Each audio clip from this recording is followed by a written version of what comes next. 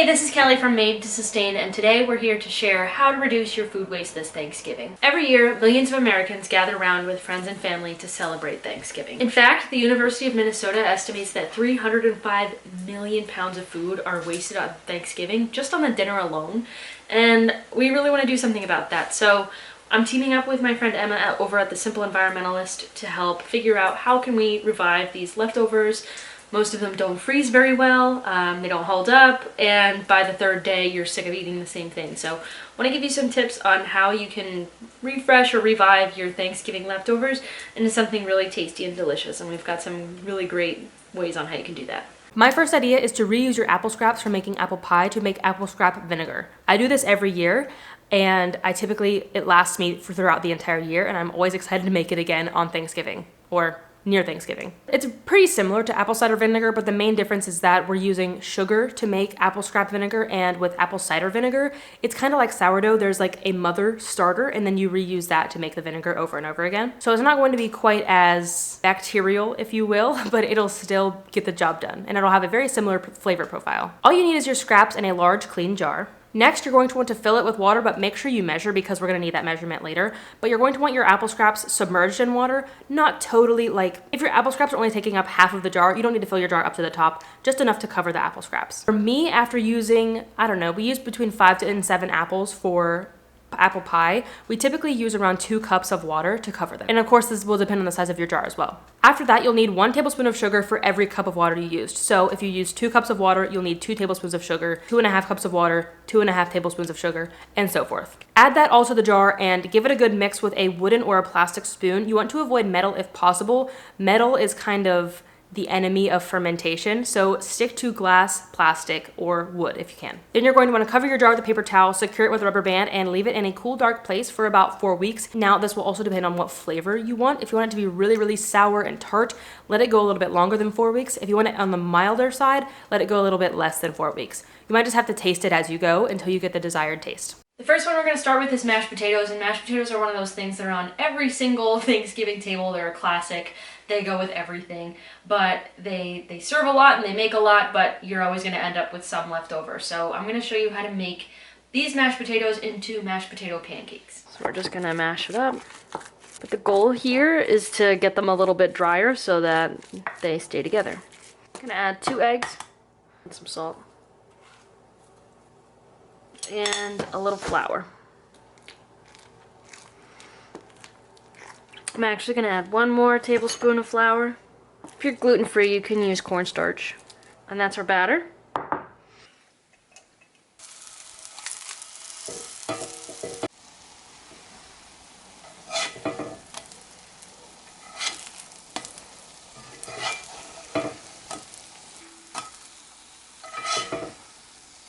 Next, let's talk about how to use leftover bread rolls. Now, I don't know about you, but I will eat plain bread rolls all day, every day. But if you don't want to eat plain bread rolls, let's make bread pudding. Now, I don't have a recipe for bread pudding. I just follow whatever recipe I find on Pinterest, and I encourage you to do the same, whatever works for you. You can find a vegan one, a non-vegan one, whatever works for your dietary restrictions. But this is my favorite way to reuse any sort of stale or going bad bread. You can use regular loaf bread, buns. I love this because it can be eaten as breakfast or dessert, and you can flavor it exactly how you want. If you want it on the sweet side, if you want it to be like cinnamon, like kind of like pumpkin spice or chai flavored, you could add toppings like raisins and nuts. It's really, really versatile. I'll leave my favorite recipe from Connoissaurus Veg down below. The next one we're going to look at is a cranberry sauce, and cranberry sauce is really one of those things that's polarizing. You either love it or you hate it. In my family, we really love it, and the great thing about cranberry sauce is that it's really the only acidic thing on your table on Thanksgiving, so it really helps create a variation between the flavor on all your foods. If you like cranberry sauce, you might just want to eat it as is with all of your Thanksgiving leftovers, maybe put it on a sandwich. But if you're not a big fan of it, what you can do is make it into a sauce or a salad dressing. I'm going to show you how to make a sauce right now, but if you want to make it into a salad dressing, I'll give you some tips for that too. Let's talk about how we can reuse biscuits that's not in bread pudding, because I'm not sure that texture would work out very well. We're instead going to use them to make croutons. And really, you can make croutons with your rolls as well. But again, croutons are a very, very versatile food that you can add to soups, salads, or even just munch on as a snack. And it'll preserve your biscuits or whatever sort of bread you want for a long time, since you're going to bring all the moisture out of that bread. So all you're gonna need is your bread of choice, and then cut it up into little dices.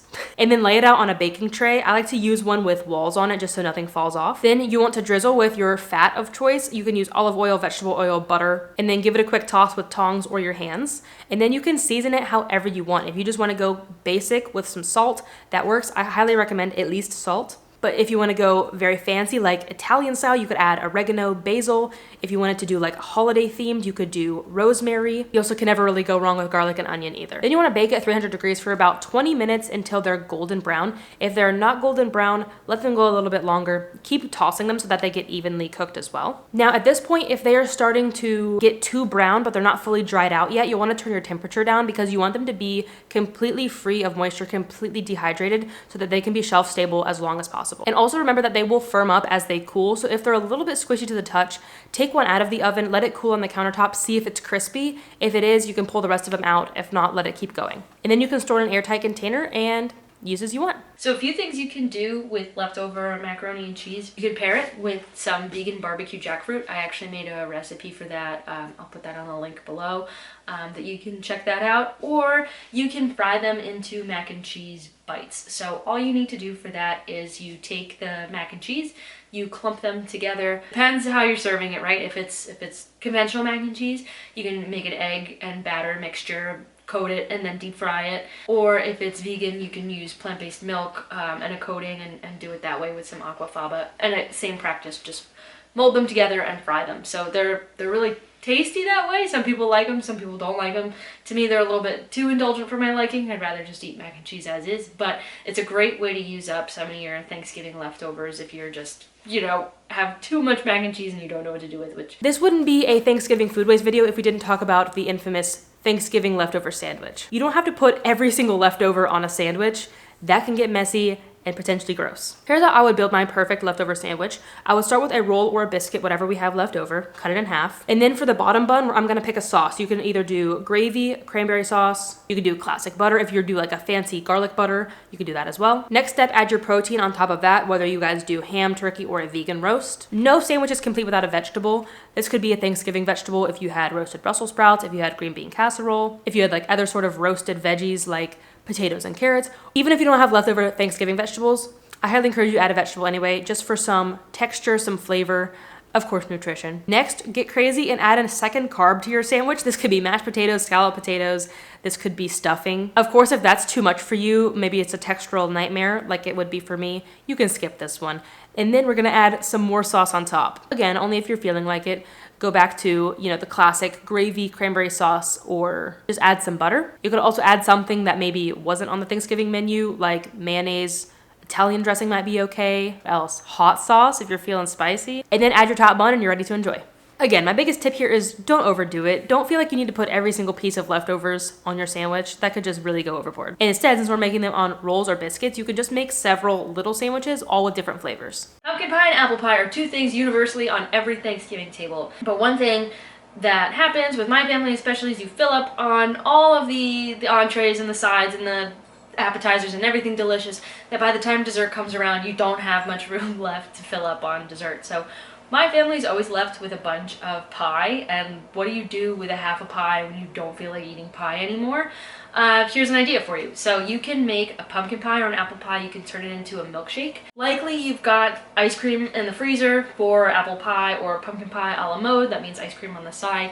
And that's a great thing to do. But one thing that you can do with that is you can just make milkshakes or turn it into an apple pie ice cream. So I've seen lots of things at the store. I was at the grocery store the other day, and two women were there and they were getting so excited about apple pie flavored Ben & Jerry's ice cream, but you can do that at your own house too. So I'm going to show you how to make that with just a blender, and it should be really easy to make and really delicious to enjoy. And you can do this with non-dairy ice cream or regular ice cream, really whatever you prefer. My last food waste tip for the day is to make a Thanksgiving breakfast sandwich. No, this isn't exactly what we just talked about. This is going to be a different sandwich. I got inspired by this when I went out with my friend to a cafe and she ordered a turkey breakfast sandwich. And I'm like, wait, That's a really good idea for post-Thanksgiving. Obviously, the only thing you're really going to be reusing here is the turkey. You could remake this on a roll or a biscuit to reuse the bread as well. But the star of this show is going to be the turkey or a vegan roast if you have that. So pick your breakfast bread of choice. Again, you could use a roll or a biscuit. You could do bagel, English muffin, regular toast. Then you're going to add your turkey or your vegan roast.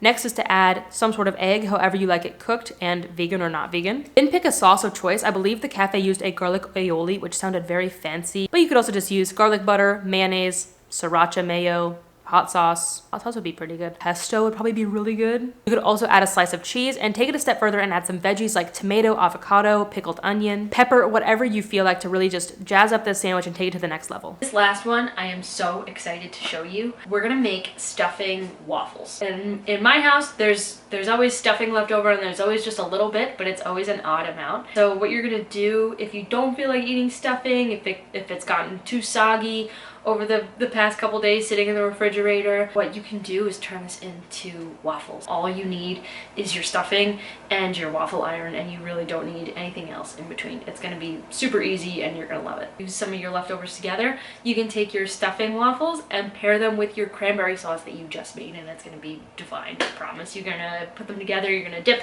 you're gonna enjoy, they're gonna be crispy, they're gonna be fatty, they're gonna be comforting, and everything you could ever want and more. Make you dream of Thanksgiving all over again. Thanks so much for joining me today and figuring out how you can use your Thanksgiving leftovers to create something really delicious and unique aside from eating the same thing over and over again. Shout out to my friend Emma. Go check out her page, The Simple Environmentalist.